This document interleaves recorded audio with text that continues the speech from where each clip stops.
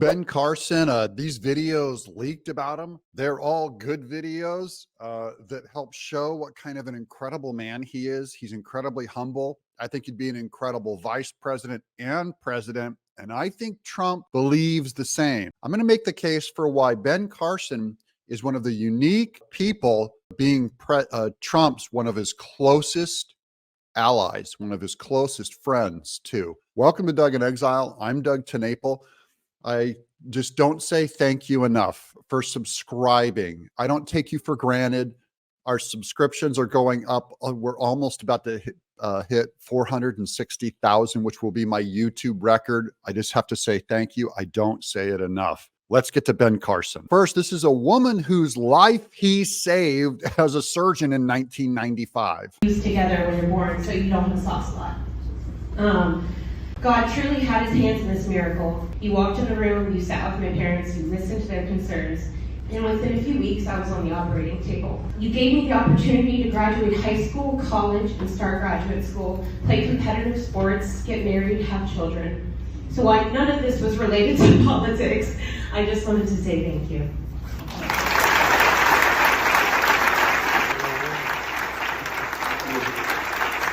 That was not scripted, by the way. She just came up and wanted to say that. I don't know how many politicians can have that in their background, that they saved a woman's life through brain surgery. But wait, it gets even better. Here's Ben Carson on Twitter, where he says, "It was a great day visiting with the folks at the Radical Firearms. They are doing some amazing work in the Second Amendment and defense space." And there he is holding a decent weapon. But what really shows Trump's relationship to Carson is when in 2016, during the presidential debates, when Carson, his name was passed up and they skipped him and went to Ted Cruz, and Ted Cruz passed him and ignored him, and Trump did not. Senator Ted Cruz.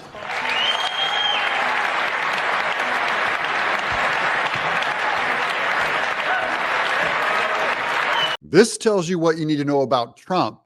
He's a gentleman. He's confident with his own fame. He doesn't have to keep scooping up more. And he respects Ben Carson. Businessman Donald Trump.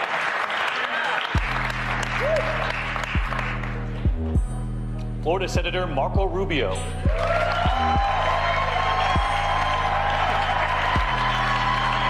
Trump would not go on stage. He waited by Ben Carson's side. Marco Rubio comes by, takes the stage. I'm going. And he pats Trump and ignores Ben Carson. That's an important feature to me that I don't like in other people, who only go for the big famous guy and then ignore the quiet, humble man. And Trump is not that kind of guy. Now let's see how Jeb Bush handles Ben Carson. Walks right over him like a doormat.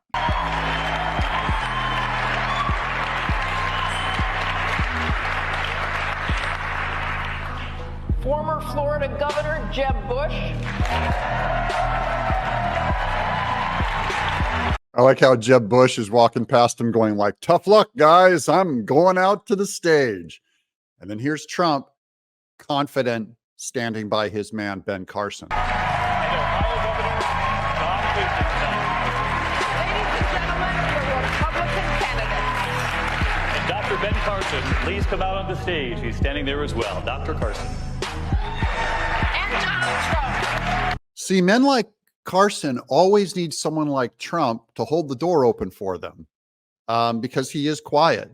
And Trump is wise enough to know you don't pass this guy up. I'm going to make the case for why Ben Carson will be the smartest candidate that we've ever put on stage in presidential history. It will be proven in an absolute sense, by the way. He's absolutely mind-blowing and humble, but knows here he is defending Trump for the election interference stuff that's going on in the courts. And now our justice system has been weaponized against the administration's top political competitor with absurd witch hunts from every corner of the country. It reminds me of the old Soviet slogan, "You show me the man, and I will find you the crime." That's a brilliant quote. It shows he's read his books on Marx. He's a deep study. He knows deeply what's going on at the philosophical level, if you know what I mean, in America with Marxism. Everything they have, they're throwing at President Trump because they're desperate to stop him. And they're desperate to stop you and me. Trump's only crime is representing the American people first. And for that, they're trying to put him in jail for the rest of his life, tie him up in court, take all of his assets. They're terrified of him. They're incredibly unfair. And if we allow this to happen, America will never be the same again. He's kind of a mumbler. He seems kind of slow. He seems kind of dumb. That's because he's humble. Here's a meme I found of him. We, the American people, are not each other's enemies, and we're being manipulated by forces that want to fundamentally change us. He's so smart on this, and I love him. But here he is on the Michael Knowles show, where he challenges Michael Knowles to point to a card, and Ben Carson knows exactly what happens in the human brain. Take your index finger and touch that card right there. Now, I know what it took for you to do that. Michael Knowles laughs until Ben Carson tells him what goes on in the brain. Now, watch this, guys. This is staggering. It's not just that he's probably one of the smartest men walking. It's that he's so humble that he doesn't use these giant monosyllabic words to impress you with his education and his genius. He's been hiding that from us all this time. Watch him explain what happens in the human mind every time you touch a card. Sound waves had to leave my lips, travel to the air, enter your external auditory meatus, travel down to your tympanic membrane, set up a vibratory force, which travel across the oscles of the middle ear to the oval and round with a central vibratory force.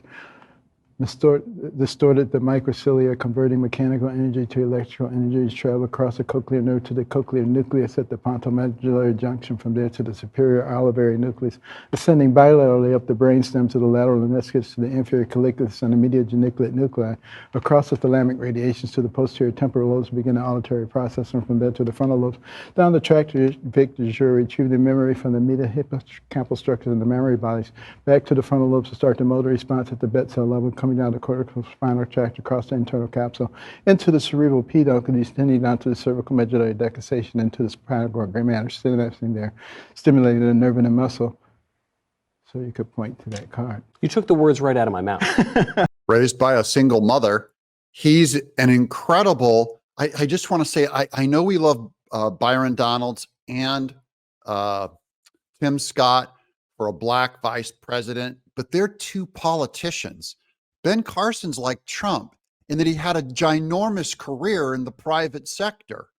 That is, who do you want black youth to look up to in America and emulate?